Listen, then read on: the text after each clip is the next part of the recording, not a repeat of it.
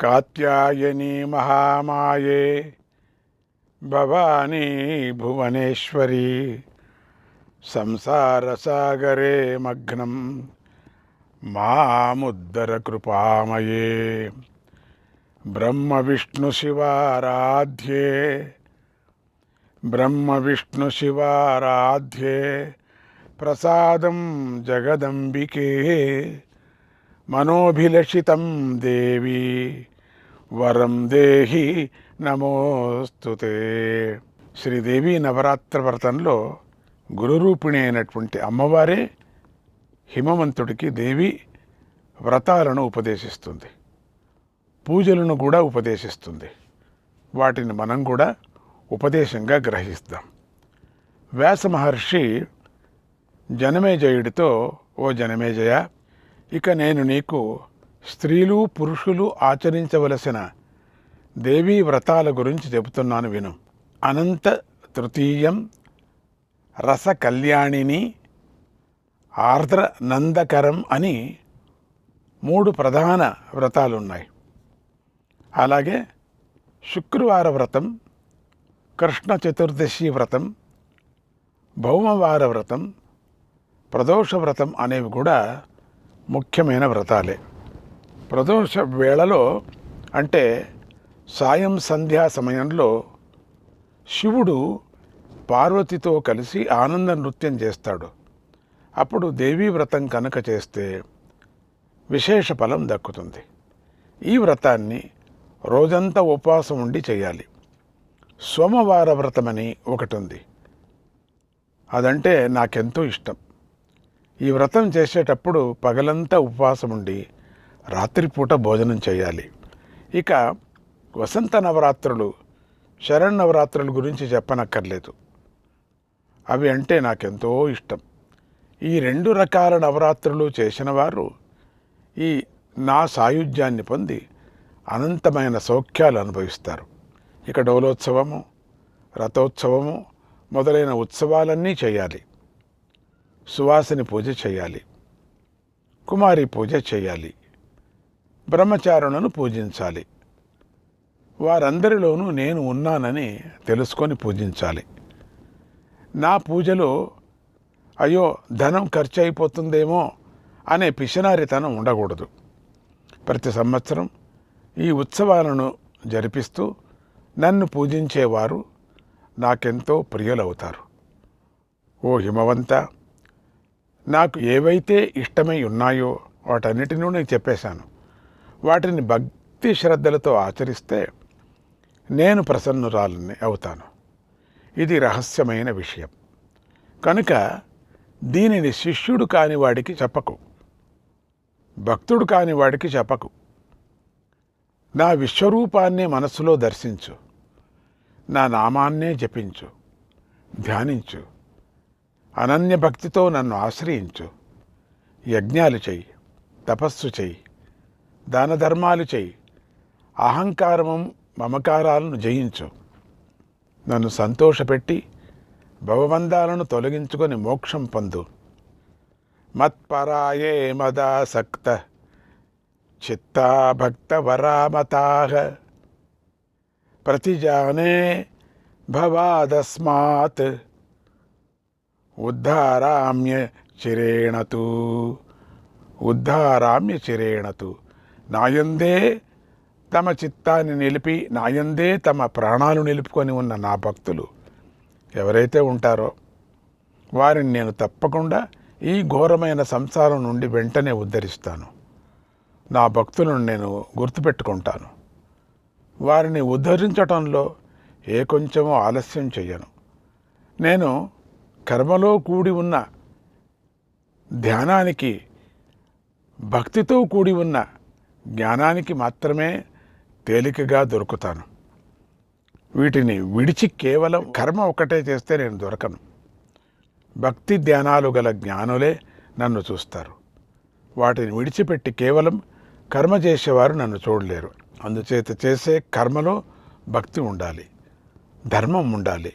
అప్పుడే నేను దొరుకుతాను.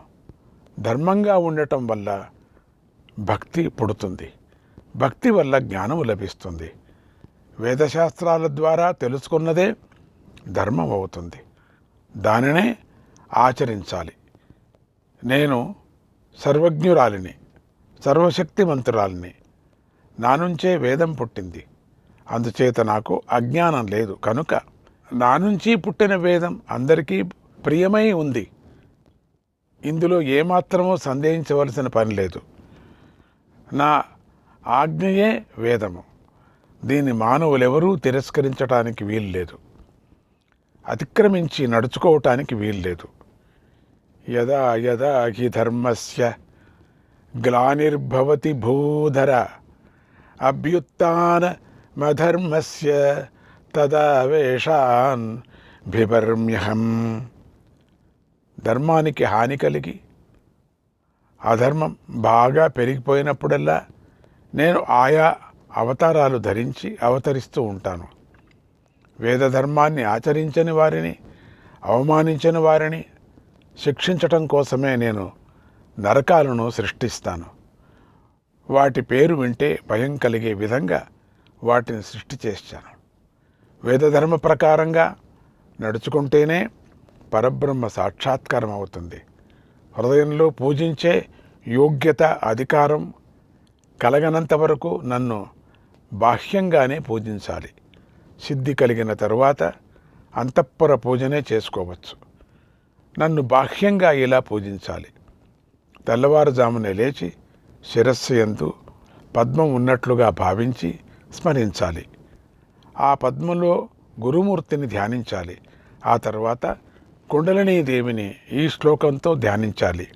ప్రకాశమానం ప్రథమే ప్రయాణే ప్రతిప్రయాణే అమృతాయ అంతః పదవ్యామనుసంచరంతిం ఆనందరూపామబలాం ప్రపద్యే. తర్వాత స్నానము, నిత్య పూజలు అయిన తర్వాత నన్ను హృదయంలో ధ్యానించాలి. శరీరంతో సహా తన సర్వస్వాన్ని నాకు అర్పించిన భక్తుడుంటే నాకు చాలా ఇష్టం. నన్ను అర్చించిన వారికి లభించనిదంటూ ఏదీ ఎక్కడ ఎప్పుడూ ఉండదు. మరణించిన తర్వాత దేవీ స్వరూపులుగా మారుతారు. వారికి దేవతలే దండాలు పెడతారు అని అమ్మవారు హిమవంతుడికి చేసిన బోధను వ్యాస మహర్షి జనమేజయుడికి ఉపదేశించాడు. అందరూ పరాభక్తిని కలిగి ఉండండి. పరాభక్తి కలిగి ఉంటే పరాశక్తి అనుగ్రహం కలుగుతుంది. పరాభక్తినే ఎందుకు పట్టుకోవాలి అంటే ముందు భక్తి గురించి తెలుసుకోవాలి. కనుక భక్తిలో గల రకాలను తెలుసుకుందాం. ప్రధానంగా కర్మ, జ్ఞాన, భక్తి యోగాలని 3 యోగాలు ఉన్నాయి. వాటిలో భక్తి యోగం అందరికీ అందుతుంది. అందరూ ఆచరించటానికి వీలుగా ఉంటుంది. ఇది కర్మయోగము. జ్ఞానయోగాల కన్నా చాలా సులభంగా ఉంటుంది. ఈ భక్తి యోగంలో శరీరాన్ని కష్టపెట్టుకోవటం ఉండదు. చిత్తాన్ని నిరోధించుకోవటం వంటి కష్టాలు కూడా ఉండవు. కనుక అందరూ భక్తి కలిగి ఉండాలి, భక్తిని పెంచుకోవాలి. ఈ భక్తిలో మళ్ళీ సాత్విక భక్తి, రాజస భక్తి, తామస భక్తి అని 3 రకాల భక్తులున్నాయి. అవి ఇలా ఉన్నాయి. కొంతమంది భక్తులు పరులను పీడిస్తూ ఉంటారు, మోసం చేస్తూ ఉంటారు, మాత్సర్యం కలిగి ఉంటారు, కోపాన్ని కలిగి ఉంటారు. ఇది తామస భక్తి. దీన్ని విడిచిపెట్టాలి. ఇంకొంతమంది భక్తులు ఇతరులను పీడించరు, కానీ ఎప్పుడూ తమ మేలునే కోరుకుంటూ ఉంటారు. ఎన్నో కోరికలతో ఉంటారు. జీవాత్మ పరమాత్మ యందు భేదబుద్ధి కలిగి ఉంటారు. ఎప్పుడూ భోగాలు అనుభవించాలని కోరుకుంటూ ఉంటారు. కీర్తి కావాలని కోరుకుంటూ ఉంటారు. ఫలం లభించాలనే ఆశతో ఉంటారు. దీనిని రాజస భక్తి అంటారు. దీనిని కూడా విడిచిపెట్టాలి. మరికొంతమంది పాపాలు పోవాలని కర్మలు ఆచరించి ఫలాన్ని పరమేశ్వరుడికి అర్పిస్తారు. వేదాలను గౌరవిస్తారు. భేదభావం లేకుండా భగవంతుణ్ణి ఆరాధిస్తారు. దీనిని సాత్విక భక్తి అంటారు. ఈ సాత్విక భక్తి తామస రాజస భక్తుల కన్నా మంచిది. ఇది పరాంబికా భక్తిని పొందటానికి సహాయం పడుతుంది.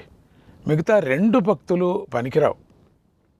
అందరూ కూడా ఈ పరాభక్తిని పొందటానికి ప్రయత్నించాలి. పరాభక్తి అంటే నిరంతరం అమ్మవారి గుణాలనే వినాలి, అమ్మవారి నామాన్నే కీర్తించాలి, అమ్మవారి దివ్యమంగళ స్వరూపంపై దృష్టి పెట్టాలి, మోక్షం మీద కోరిక లేకుండా ఉండాలి, ఎంతో అనురక్తితో అమ్మను కీర్తిస్తూ ఉండాలి, ఎంతో ప్రేమతో అమ్మను తెలుసుకుంటూ ఉండాలి. జీవరాశులన్నిటిలోనూ అమ్మ రూపాన్నే చూస్తూ ఉండాలి. తానంటే తనకెలా ఇష్టమో ఇతరుల పట్ల కూడా అలాంటి ఇష్టమే కలిగి ఉండాలి. తనను ప్రేమించినట్లుగానే ఇతరులను కూడా ప్రేమించాలి. అందరిలోనూ ఒకే ఒక చైతన్య పదార్థం ఉందని గ్రహించాలి. చీమ నుంచి బ్రహ్మదేవుడి వరకు గల ప్రాణులలో అమ్మవారే ఉందని తెలుసుకొని అందరినీ సమానంగా ఆదరించాలి, పూజించాలి, నమస్కరించాలి. ఎవరి పట్ల కూడా ద్రోహచింతన లేకుండా ఉండాలి. ఎప్పుడూ శాస్త్రాలు పురాణాలు వినటంలో ఆసక్తి కలిగి ఉండాలి. నిత్యకర్మలు ఆచరిస్తూ ఉండాలి. దైవ పూజ చేస్తూ ఉండాలి. అహంకార మమకార భావాలు లేకుండా ఉండాలి. ఇది పరాభక్తి. అందరూ తమ భక్తిని ఒకసారి పరిశీలించుకొని పరాభక్తిని పొందటానికి ప్రయత్నించండి. పరాభక్తులకు జ్ఞానం లభిస్తుంది, మణిద్వీపం లభిస్తుంది. కనుక మీ అందరికీ పరాశక్తి అనుగ్రహం వల్ల పరాభక్తి లభించుగాక అని ఆశీర్వదిస్తూ శ్రీమాత్రే నమః.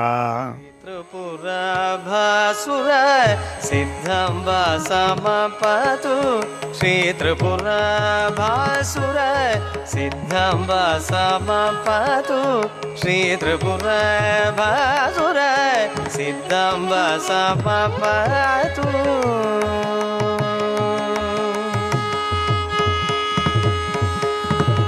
వాతపిత్త కఫరూప వ్యాధీనాం శమని వాతపిత్త కఫరూప వ్యాధీనాం శమని పంచకోశగ సుధియాం మోహనాశదాత్రి పంచకోశగ సుధియాం మోహనాశదాత్రి శ్రీ త్రిపురాభాసుర సిద్ధంబ సమపతు శ్రీ త్రిపురాభాసుర సిద్ధంబ సమపతు.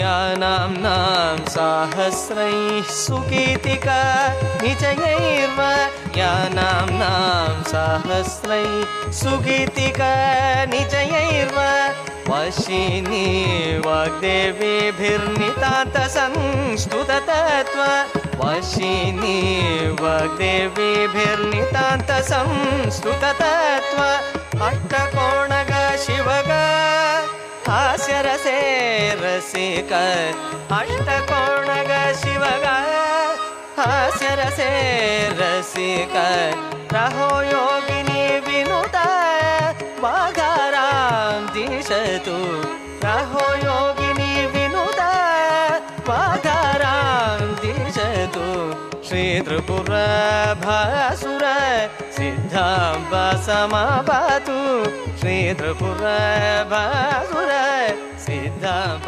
समपतु.